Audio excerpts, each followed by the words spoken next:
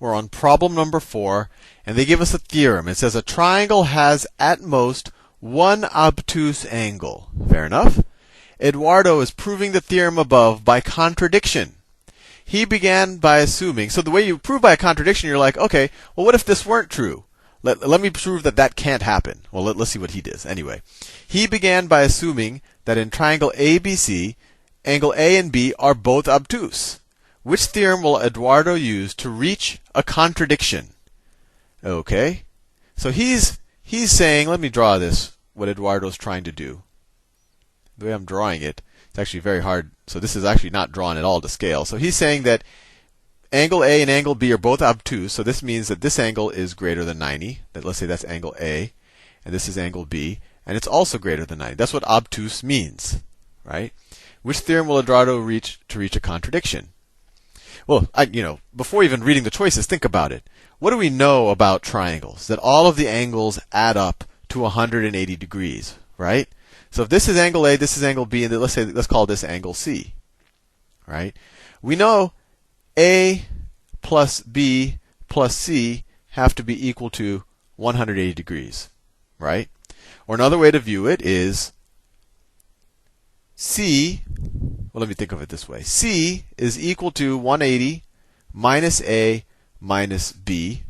Or another way you could think of it, I'm just writing it a bunch of different ways. C is equal to 180 minus A plus B, right? Now, let me ask you a question. If we assume from the get-go, as Eduardo did, if we assume that both A and B are greater than 90 degrees, what's A plus B going to be at least greater than? If this is greater than 90 and that's greater than 90, then A plus B is going to be greater than 90 plus 90. So this has to be greater than 180.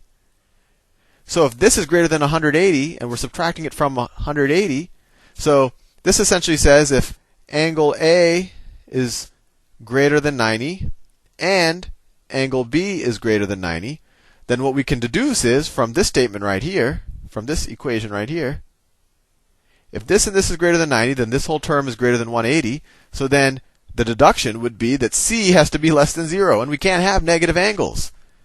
So right there, that is the contradiction. Now let's see which, and then you would say, okay, then therefore you cannot have two angles that are more than 90 degrees or two angles that are obtuse. And that would be your proof by contradiction. But let's see what Eduardo, let's see if what we did can be phrased in one of these choices. If two angles of a triangle are equal, the sides opposite the angles are equal. No. If two supplementary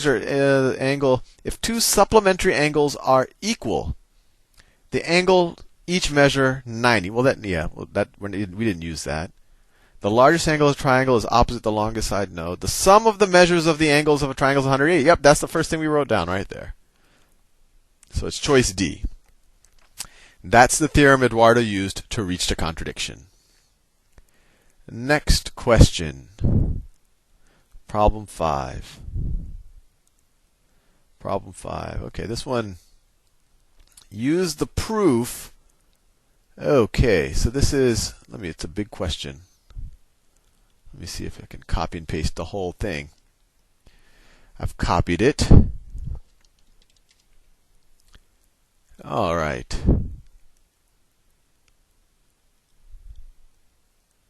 I think it all fits in the window. Let's see. It says use the proof to answer the question below. So given that side AB is congruent to side BC, so we could say, that side is equal to that side. That's given. D is the midpoint of AC, so that means D is equidistant between AC. So that means that AD and AC are of equal length. Let me write that. So AD and AC are of equal length, or AD and DC. Prove that triangle ABD is congruent to triangle CCBD. All right. And just so you know, congruent triangles are triangles that are the same in every way, except they might have been rotated and skewed, and well, not skewed. They could have been rotated in some way. If you had similar triangles, then you could also have different side measures. They're just kind of the same shape, but they could be expanded and they could be expanded or contracted in some way. If you're congruent, you have similar triangles, but they also have the same side lengths. But even though they have the same side lengths, they could be flipped over. Like you can just look at this one. ABD looks like it's a mirror image of DBA or DBC, right? So just eyeballing it, it already feels like they're congruent triangles. But let's see how they go about proving it. So statement 1, AB is congruent to BC. They give us that.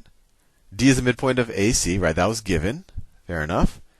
AD is congruent to CD. AD is congruent to CD, right? That's because D is the midpoint of AC. We did that part right there. Definition of midpoint. Fair enough. BD is congruent to BD, of course, right?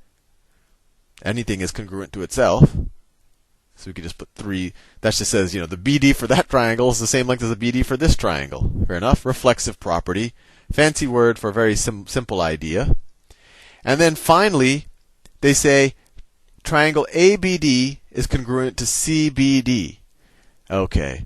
Well, from the get-go, using these statements, we've already shown that they have the same exact 3 side measures, right? Both triangles have a side of length BD. Both triangles have a side of length AD or DC. And both triangles have a side of length BA. So all of their sides are the same length. And that's what we know after the first 3 steps. So what reason can be used to prove that the triangles are congruent? Well, we just said these 3 steps we show that all the sides are the same. So this SSS that you see, what reason? That means side, side, side. Side, side, side. And that's just the argument that you use in your geometry class to say that all 3 sides of both triangles are congruent.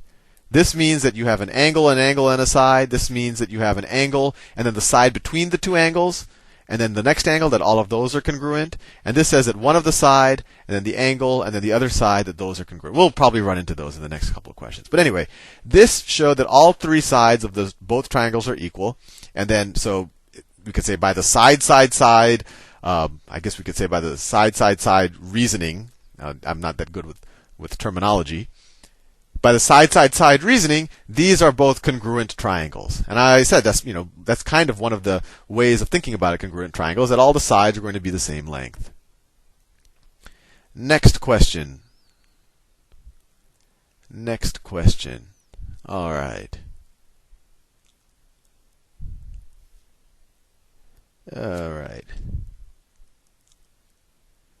In the figure below, AB is greater than BC. Okay, so this side is greater than that side, although the way they drew it, they all look the same. So let's see what we can do. If we assume that measure of angle A is equal to measure of angle C, measure of angle A, did they say measure of angle A is equal to measure of angle C? Okay. It follows that AB is equal to BC, right? AB is equal to BC. And I don't know if you've run into this already, but you learned that if you have 2 angles that are congruent, or if the measures are the same, this is essentially saying that angle A is congruent to angle C. They instead just wrote it as that the measures of the angles are equal, and that's what the definition of congruence is that the measures of the angle are equal. You could have written angle A is congruent to angle C. But anyway, if you have 2 angles that are equal, then the sides that are opposite those angles are also going to be equal. So this side right here is going to be equal to that side. And that's what they wrote here. It follows that AB is equal to BC. Fair enough. Then they say this contradicts the given statement that AB is greater than BC. Right. It says it follows that AB is equal to BC, and it contradicts this statement. Okay, where are they going with this? What conclusion can be drawn from this contradiction? Okay. Let's see. Measure of angle A is equal to measure of angle B. No, I can't. Measure of angle A is equal to measure of angle B. No, that's not the case. I mean, I could think of an example. These could both be 30-degree angles. If these are both 30-degree angles, they add up to 60, then we'd have to get, this would have to be 120 for them to all add up to 180, and it would completely gel with everything else we've learned. So A is definitely not right, that A does not have to be equal to B. Measure of A does not equal the measure of angle B. Measure of angle A does not equal the measure of angle B. Well, they could, right? I mean, all of these angles could be 60 degrees. We haven't said that B definitely does not equal A. This could be 60, that could be 60, and so could this be 60. And then we'd be dealing with an equilateral triangle. So I don't think that's right either. Measure of angle A is equal to measure of angle C. Measure of angle A is, oh, I see what they're saying here. So they're saying, sorry, and this is my bad. They're saying AB is definitely greater than BC, right? AB is definitely greater than BC. Now, they said if we assume that measure of angle A is equal to measure of angle C, it follows that AB is equal to BC. They didn't say that this is definitely true.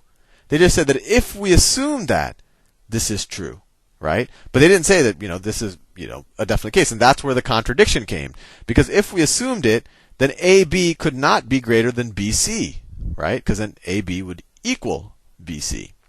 So now I see what they're asking. So this is an assumption. This isn't actually proven to be true. So this contradicts the given statement that AB is greater than BC. Right, that's true. What conclusion can be drawn from this contradiction? So when we made the assumption that the measure of angle A is equal to the measure of angle C, that followed that these two sides are equal, which contradicted the given statement. Therefore, we know that the measures of these two angles cannot be equal to each other, right? Because if they were, then we would contradict the given assumption. So we know from the contradiction that the measure of angle A cannot equal the measure of angle C. And we can't make that assumption because it leads to a contradiction. So the correct answer is D. All right. I'll see